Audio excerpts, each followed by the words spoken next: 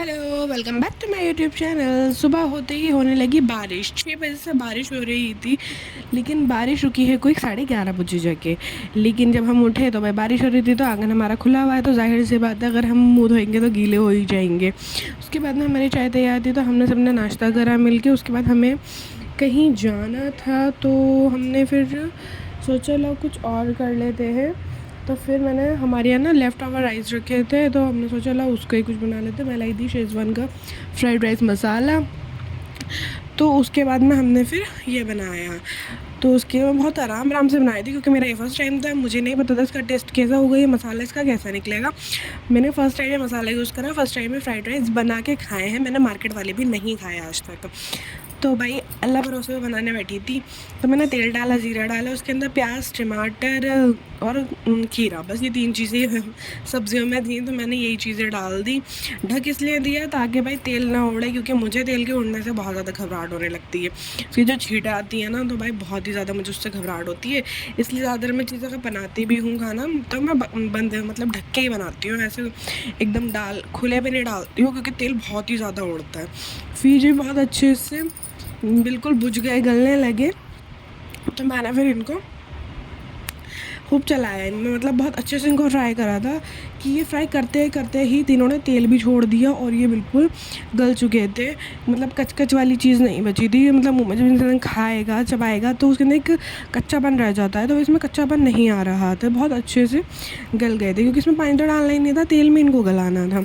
उसके बाद में जो हमारे राइस थे बचे हुए, वो हमने इसके अंदर ऐड करे, उनको बहुत अच्छे से फिर चलाया। अब हमारा शेज़वान फ्राइड राइस मसाला था, अब वो कितना ऐड करना था, क्योंकि उसके अंदर जो दे रखा था ना 6 कप के अकॉर्डिंग वो पैकेट बनाया गया है, 6 कप राइस के अकॉर्डिंग पैकेट है वो।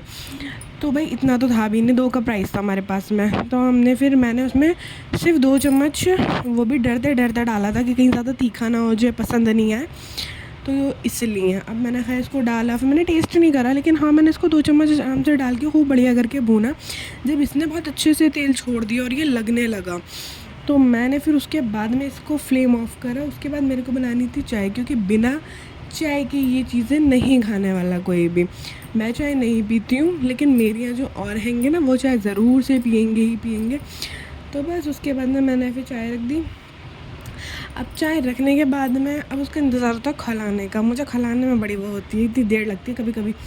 तो बस मैं डायरेक्ट काम करती हूँ, पानी डाला, दूध डाला, चीनी पत्ती एक साथ डाल देती हूँ, अब तो खोल जा। और मेरे साथ ये होता है अक्सर कि अगर मैं 1 कप चाय बनानी है ना, बेचारी आधा कप रह जाएगी, और अगर 2 कप बनानी है तो वो 1 कप रह जाएगी। मतलब मैं पका इतना देती हूँ कि वो चाय ही जल के रह जाती है। आपके साथ कभी ऐसा हुआ है? अभी बेचारी खूब अच्छे से उफन गई थी, फिर मैंने इसको सर्व करा। उसके बाद हम निकल गए घर से खा पी के। बारिश हो रही थी बहुत अच्छी वाली, मतलब बारिश में हम लोग निकले थे। और वैसे भी फेस्टिवल का डे है, तो जाहिर सी बात है कि बस चारों तरफ पतंग ही दिखनी हैंगी। खैर हम आराम से निकले, लेकिन पतंग वाले बहुत ही बढ़िया शॉप्स लगाए हुए हैं यहाँ, इतनी बढ़िया बढ़िया लग रही हैं, लेकिन वही बात है उड़ानी तो आती नहीं, लेके भी क्या फ़ायदा। इसलिए हम जिस काम के लिए गए थे ना, वो काम हमारा हुआ नहीं था। वैसे हम अपना लैपटॉप लेके गए थे, और अनफॉर्चुनेटली हमें शॉप बंद मिली, जबकि गूगल पे ओपन दिखा रहा था। हमें कहीं जाना होता है ना, तो हम गूगल पे चेक कर लेते हैं कि भाई वाली शॉप ओपन है कि क्लोज़ है, तो जैसा भी है। अब उसके बाद में आने के बाद मैंने फिर अपना प्रोटीन पिया। अब प्रोटीन का ये रहता है कि उन्होंने मुझे ये नहीं बोला कि दूध में पीना है कि पानी में पीना, और इसमें लिखा है कि पानी में पीना। मैंने एक बार पानी में पिया, मुझे पानी में पसंद नहीं आया, बहुत ही गंदा टेस्ट लगा, पर ज़बरदस्ती मैंने पी लिया इस चीज़ को। प्रोटीन पीने का एक ही मकसद होता है, अगर आपकी बॉडी में जो एक प्रोटीन की लिमिट है, अगर वो चीज़ कम हो रही है, तो ही आपको प्रोटीन प्रोवाइड किया जाएगा, या फिर ड्यूरिंग प्रेगनेंसी। अदरवाइज़ आपको प्रोटीन लेने की इतनी नीड नहीं होती है, क्योंकि आपको भी पता है ये हमारे डैमेज सेल्स को रिपेयर करता है और हमारे न्यू सेल्स को ग्रो करता है। जिसने साइंस पढ़ी होगी उसे पता ही होगा। उसके बाद में मेरे को कैल्शियम की कमी ज़्यादा रहती है। और हाँ, मखानों का फ़ायदा ये होता है कि अगर आप मॉम टू बी हो या न्यू मॉम हो, फीडिंग करा रहे हो, तो आपके लिए मखाने बहुत अच्छे हैं। इसको रोस्ट करके इनका पाउडर बना के रख लो, डेली रात में 1 मग दूध में 1 चम्मच डाल के ज़रूर से पियो। आपको 15 to 20 डेज़ में इसका रिज़ल्ट मिल जाएगा।